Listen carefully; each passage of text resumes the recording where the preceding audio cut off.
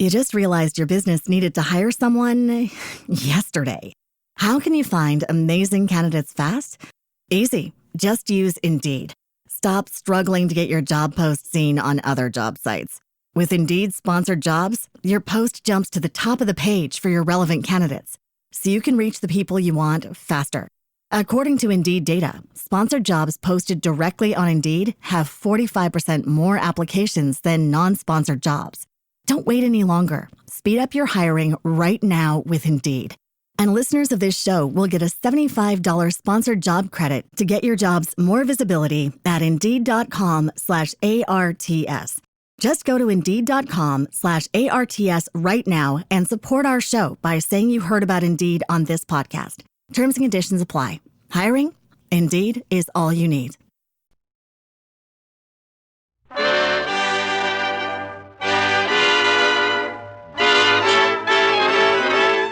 The makers of Camel cigarettes present Dick Powell as Richard Diamond, private detective.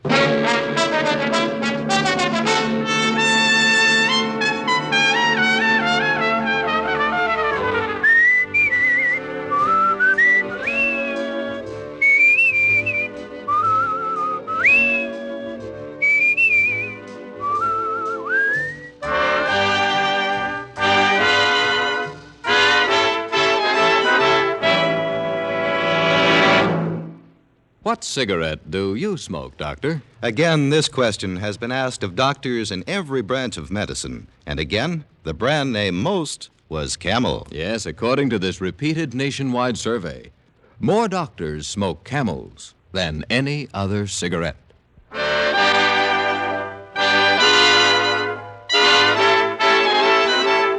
Here, transcribed, is Richard Diamond, private detective, starring Dick Powell.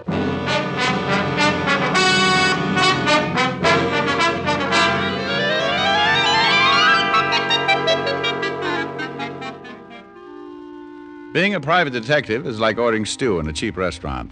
You never know what you're getting until it's too late. It was that way the other morning. I was sitting in my office practicing curtain speeches to my creditors when she came in. She was wearing a casual item that must have caused a sharp dip at the mink population. When she reached my desk, she stopped and her perfume kept moving. She probably noticed the glassy look reaching my eyes because she said, "Does my perfume bother you, Mr. Diamond?" "Well, no, not at all. My fangs always show like this." Le Joie. It carries a special guarantee. Well, I won't ask for what. Won't you sit down, Miss... Not Miss, just Yvonne. It's not my real name, but I find it has a better effect on the trade. The trade? Cosmetics. Perfumes, facial creams, mud packs. I manufacture them. Mostly for women, but I have a lot of male customers. I'll bet you do.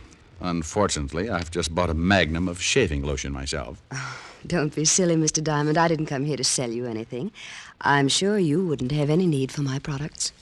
We'll save that debate for later. Well, I'll be brief. I'm a woman who likes to come to the point. I can see that. How would a $200 fee sound to you? Like a mirage, but beautiful. Well, here you are. 100 now, the rest when you finish the job. Well, far be it from me to hesitate over money, especially that nice, luxurious shade of green. But don't you think that... Of course. You want to know what you have to do. It would help. It's very simple. This afternoon, the Ile-de-France docks in New York. On the ship will be a man named Bouchon. One of your customers? Or is this social? Monsieur Bouchon has developed a wonderful new face cream. He's arranged for me to have the exclusive American rights. Well, that's fine. Where do I come in? Your job starts at 7 tonight. All you do is pick up the sample from Monsieur Bouchon at his hotel and bring it to me. Oh, I see. Do you mind if I look at your legs? Why, no. But I thought we were talking business. We are. Well, you've got nice legs, Yvonne.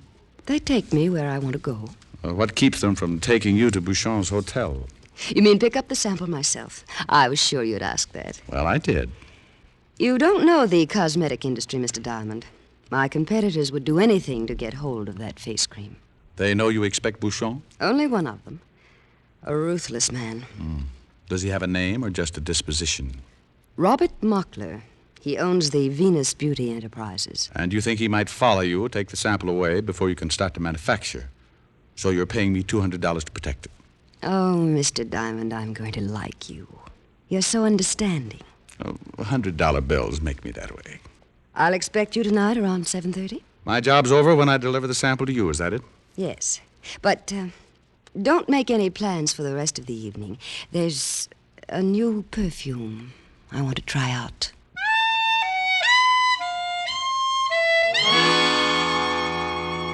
She gave me her address and the name of Bouchon's hotel.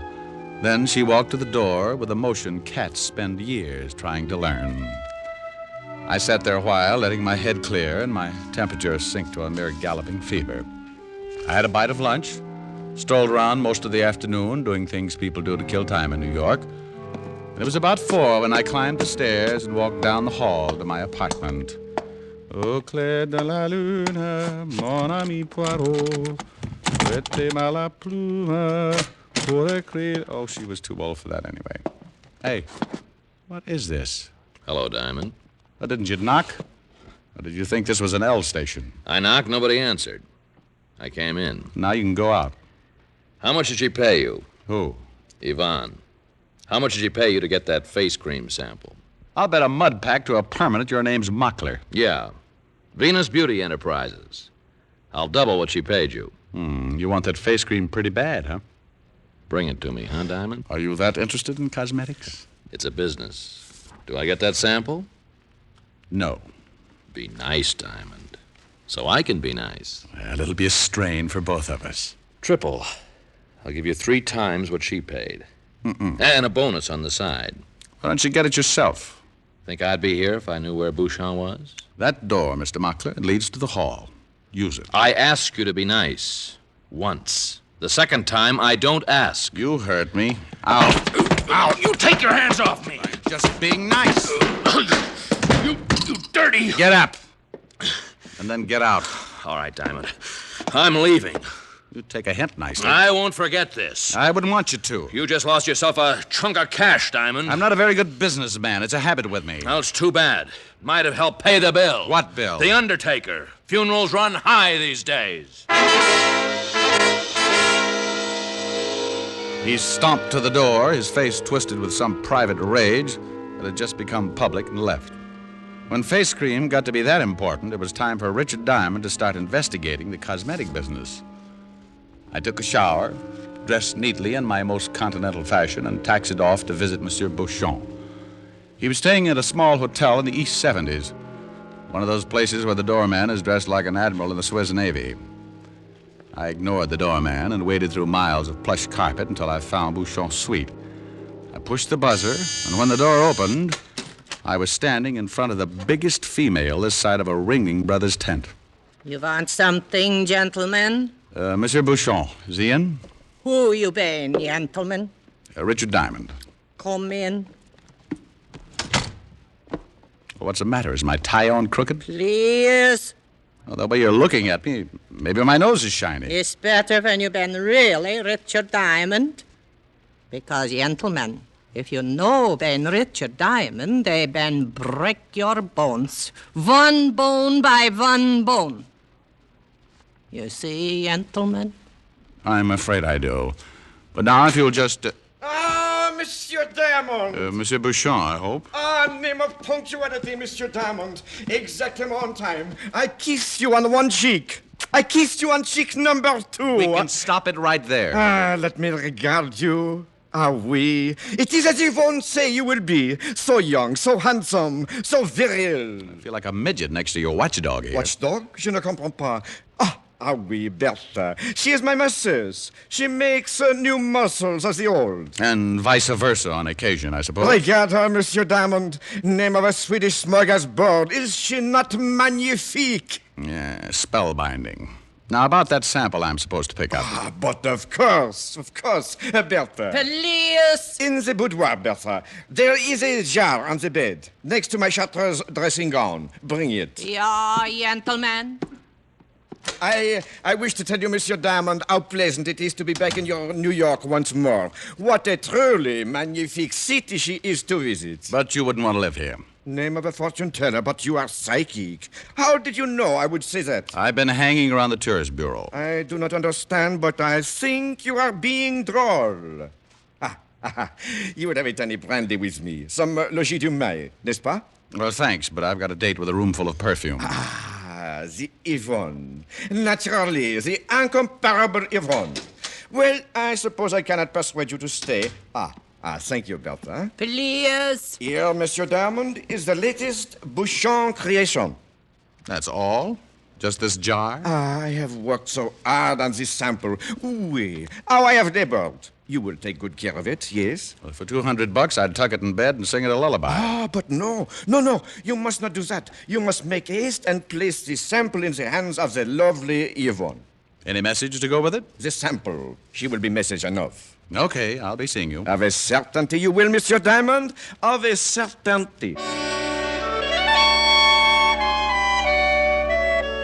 I looked back on my way out of the suite. Monsieur Bouchon had an atomizer in each hand, spraying the room with cologne. The expression on his face reminded me of the python who had just swallowed his week's supply of rabbit on the hoof. I snowshoed my way down to the street and started to look for a taxi. I didn't have to look far. Hey, Mac! Huh? Over here, Mac! You looking for a hack? That's right. Hop in. 53 East. Sit down and be nice, Mr. Diamond, or I'll blow your head off.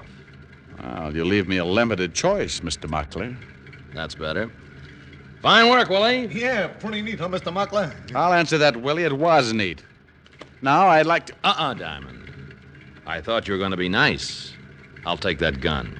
Well, you might give me a gold star for trying. We're fixing your gold star right now. My place, Willie.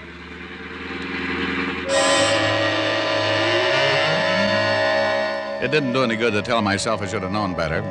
I'd been caught by a trick 10 times older than I was. I took a quick look at Muckler's profile just to make sure it was still there. It was. I didn't have to look at his gun. It had found a home between my 4th and 5th rib. We finally pulled up in front of an apartment just off Park Avenue. Muckler herded me across a foyer that might have been cheerful in McKinley's day. He pushed me toward the elevator. All right, get in. Would you mind shifting that gun a bit? My floating ribs run aground. Now, be nice, Diamond. Suits you better than being funny. Well, I was just trying to be pleasant. But if you insist, Don't talk so loud. My neighbors are refined. All right, get out. Aren't you making a lot of fuss over nothing? After all, it's only a jar of face cream. You'd be surprised. No kidding. Any drugstore. Shut up.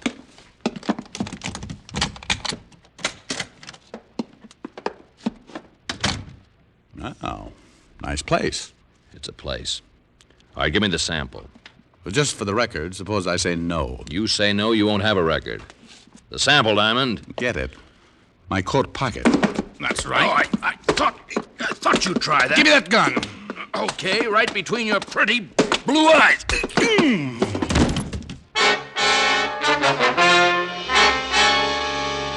His gun caught me a glancing blow on the forehead, and I went down. I couldn't have been out for more than a few seconds because when I came to, Mockler was still in the room. I tried to get up, but my body had a will of its own. At the moment, what it wanted most was to rest comfortably on the rug. Mockler didn't notice me. He was too busy trying to get the top off the jar. When he finally did...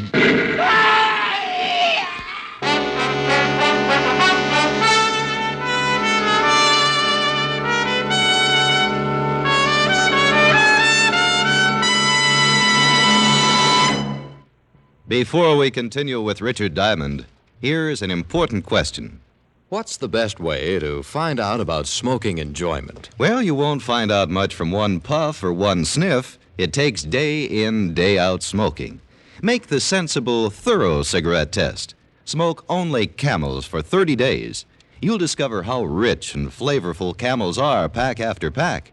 You'll find how mild Camels are, how well they agree with your throat week after week. In a coast-to-coast test of hundreds of people who smoked Camels for 30 days, noted throat specialists reported not one single case of throat irritation due to smoking Camels. No other cigarette gives you this conclusive proof of mildness. And no other cigarette has Camel's rich, full flavor.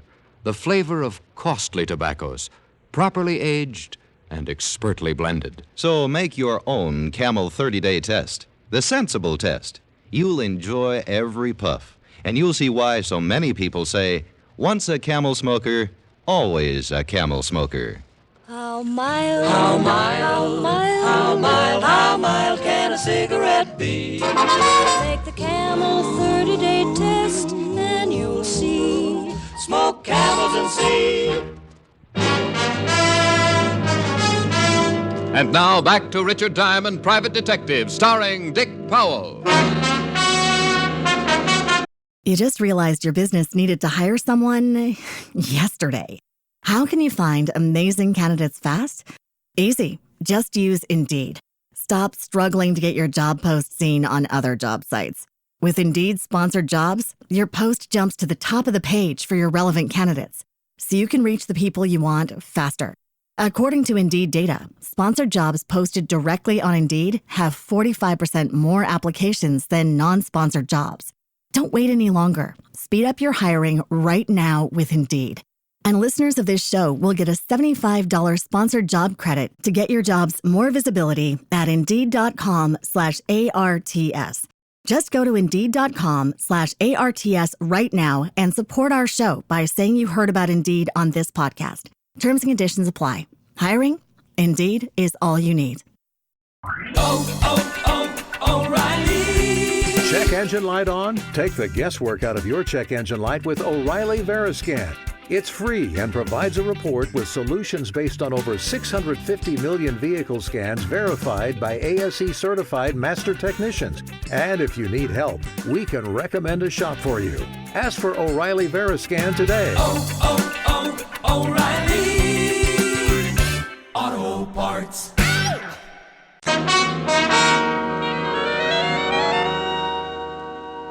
Rick. Rick, come on, boy. Wake up. Oh. Wow, did they say nice things about me, Walt? Who? The preacher. The one who read my funeral service. Oh. This is a hospital, and you're not dead. Oh. You mean I've got to go all through that again? Why you're not dead is something I'll never know. What happened? You tell me, Walt. Well, we got a call an hour ago to come to the apartment of a guy named Mockler. There'd been an explosion. You were stretched out on what was left of the floor. Oh, that potent face cream. Face cream? You sure you're awake, Rick? I'm awake, Al. What about Mockler? Well, he was around the apartment. I might say all around. Oh, so it was a booby trap. Booby trap? What's this all about? Walt, are those my pants on the chair? Well, what's left of them. Throw them over, will you? Now, wait a minute, Rick. Aren't you going to tell me what's going on? Sure. A Frenchman named Bouchon was trying to blow up a girl named Yvonne with a jar of face cream. That face cream again. Maybe you better stay here a while, huh? Look, Walt, nothing makes sense yet. That's the first sensible thing you've said since you woke up. Give me time to ask a few people some questions. How would it be if I asked him? You wouldn't get the same answers. All right, Rick. We'll give it a try. I'll call you as soon as I've made a visit. Don't wait too long. There's a murder rap crying for a head to fall on.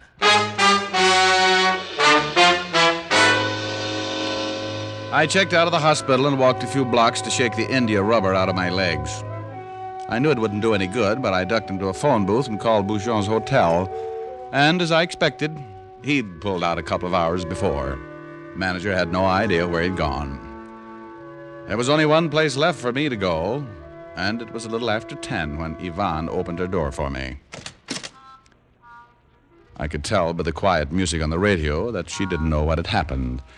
The way she greeted me bolstered up my deduction. Well, hello. Do come in, Mr. Diamond. Thanks.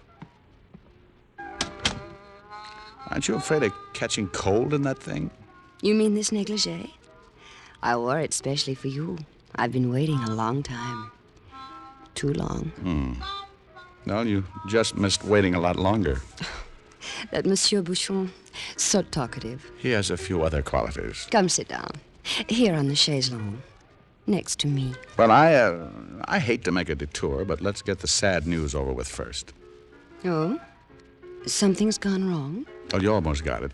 Nothing's gone right. I should have known. Your clothes, You ought to see what your face cream did to Mockler's clothes. Mockler? Did he get that sample?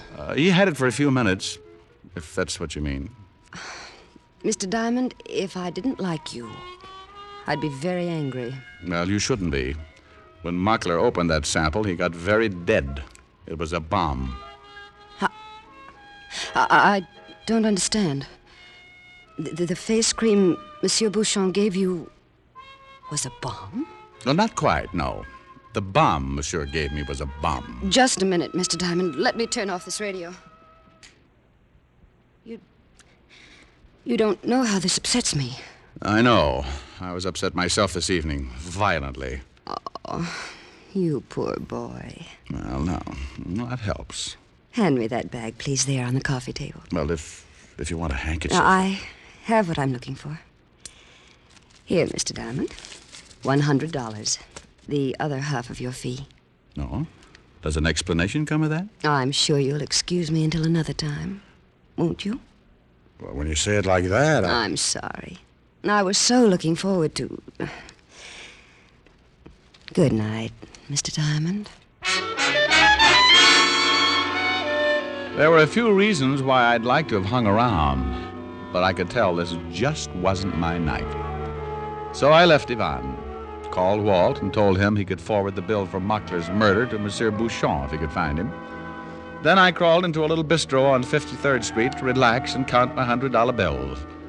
I was on my second cup of coffee and third Campbell's cigarette when it came to me. Like the paraphrase of an old song, Bouchon knew that I knew. If he'd been foolish enough to let me be messenger for his booby trap, it was a cinch he wouldn't be foolish for very long. As long as I was walking around in one piece, Bouchon could never feel safe. I could have dodged him, maybe for a long time, but I decided it would be better to see him when he wanted to see me. I went home and made myself available. At 11:35, the walls of my room started to shudder when somebody pounded on the door. I didn't have any doubts about who it was. Oh, be careful, will you? It's just mahogany. It's only me, gentlemen. Bertha. I couldn't possibly have guessed. Please. Oh, never mind. What do you want? Monsieur Bouchon, they have been send me. It'll be a tight squeeze, but won't you come in? You come out, gentlemen. Okay, just as soon as I get my coat. You know Ben need your coat, gentlemen. Well, it's right over here. You come now, gentlemen. They will assist your arm. Please. Oh, nothing. I always thought my arm bent the other way. It's better this way. It's healthy for bones. You come now, gentlemen. Please. She put a little more pressure on my arm and led me down the stairs. She was so clumsy I could have taken her with a few artful motions, but Bouchon had sent her, and I wanted to see Bouchon. When we reached the street, Bertha grabbed my other arm. We made an interesting entrance into a taxi, which took us to a shabby apartment house on Bleecker Street in Greenwich Village. Bertha adjusted her half Nelson, and we climbed 3 flights of stairs. The end of our little pilgrimage was a pair of termite-ridden rooms, which I never would have associated with a fastidious Frenchman. Bouchon was not there, and Bertha didn't seem to know what to do with me. Then her eyes lighted up. She angled me across the room, pulled open a door, looked at me brightly, and said, Is bathroom, gentlemen. Well, thanks. I brushed my teeth this evening. Go in. Where's Bouchon? It's not good. You been asked questions. Go in. Oh, we'll wait out here. It's more comfortable inside. If you know Ben go inside, I been glad to assist you. I was ready to argue the point when I looked in the bathroom and saw a table full of bottles and jars. So I let Bertha shove me inside and lock the door behind me. Then I walked over to the table. Next to a bottle labeled Valley of Indecision Cologne stood a jar, exactly like the booby trap Bouchon had given me earlier in the evening. I picked it up, decided that forever was a long time to live, and opened it. This time, it really was face cream. I poked my fingers around in the jar to see what made it so wonderful. When I pulled them out, things suddenly became a lot clearer. Because just under the top layer of face cream was buried the biggest blue sapphire I'd ever seen. I wiped it off and slipped it into my pocket just about the time the outer door opened. Bertha! It was Bouchon, and he didn't waste time starting in on Bertha. Bertha, where is this diamond? You have not brought him. Ben, bring him. But I do not see him. Ben, bring him. Lord, where is he? Where is he? Lock him in the bathroom. In the bathroom? Oh, mon Dieu, mon Dieu! Unlock the door! Get the key. I had to do something, and I had to do it fast. I looked around. Then in the bathtub, I saw what I wanted. One of those rubber hoses with a shower attachment that can be pointed in any direction. I turned on the hot water full blast and waited. Monsieur Diamond! Monsieur Bouchon? Mon Dieu, the steam! I cannot see! Here I am. Ah! Ah! I am scalded! You have burnt me! Give me that gun! Oh, mon Dieu! Ah, that's right. Now stand back. Gentlemen. All right, Bertha, turn off that water. I am scalded! Now you'll live. Oh, that was some face cream. Mon Dieu! The sapphire! You have taken it! You won't need it, Bouchon. They'll just take it away from you before they put you in the chair.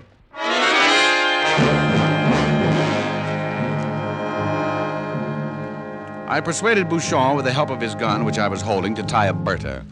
Then I knotted some bright red French neckties around his hands and feet and surveyed the situation. There was no phone in the apartment, so I locked the two of them in and raced down to a drugstore on the corner. I caught the owner just as he was closing and put in a call to Walt. Then I doubled back to the apartment to keep Bouchon and Bertha company. I thought it was funny that the door was open when I had locked it so carefully. I stopped thinking it was funny when I walked through the door straight into the barrel of an ugly automatic. Hello, Mr. Diamond. Well, Yvonne. You're just in time. We're going to start a treasure hunt. He has it. He is the one. Monsieur Bouchon seems to think you picked up a sapphire by mistake, Mr. Diamond.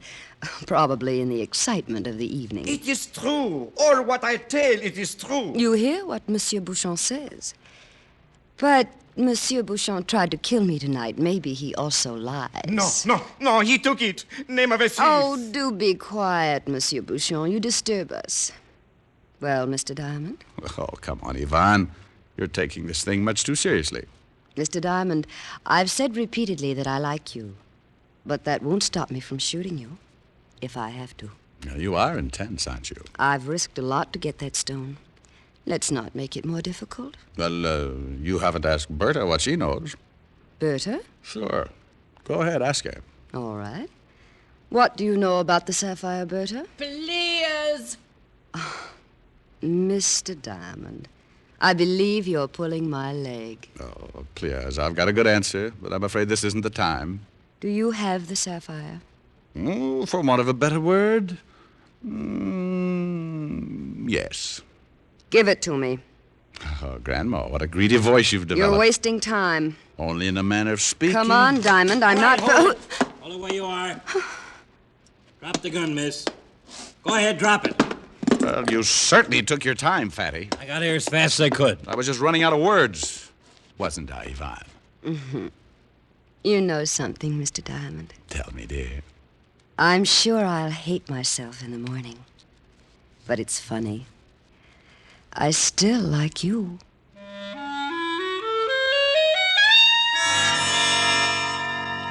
Well, when we got onto it, the whole thing was really pretty simple. Yvonne and Bouchon were running a fancy smuggling racket under a cosmetics cover. Bouchon wanted to make it a one-man operation, so he tried to dissolve the partnership the hard way by killing Yvonne. It didn't work because Mockler found out about the sapphire, got in the way, and stopped the bomb intended for Yvonne. Monsieur Bouchon summed the whole thing up rather neatly on the way to the station house. He said, Mon Dieu, I should have stood in France.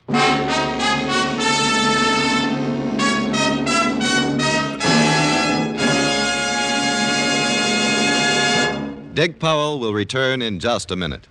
More people smoke Camels than any other cigarette. Yes, more people smoke Camels than any other cigarette. Among the millions of Camel smokers are many stars whose throats are their fortunes. Stars like Reza Stevens, Patrice Munsell, Mario Lanza. great singers who insist on mildness in their cigarette and find it in Camels. Friends, make the sensible cigarette test. Smoke only Camels for 30 days and see how mild, how flavorful, how thoroughly enjoyable a cigarette can be. How mild, how mild, how mild, how mild can a cigarette be? Make the Camel 30-day test and you'll see. Smoke Camels and see. Here's Dick Powell with a special message. Thank you. Ladies and gentlemen, if you've ever spent any length of time in a hospital bed, you know how gift can cheer you up. Every week, the Camel people send gift cigarettes to our hospitalized veterans and servicemen, both in this country and overseas. This week's free Camels go to Veterans Hospitals, Downey, Illinois, and Indianapolis, Indiana, Army and Navy General Hospital, Hot Springs, Arkansas, U.S. Naval Hospital ship, Constellation. Now, until next week, enjoy Camels. I always do.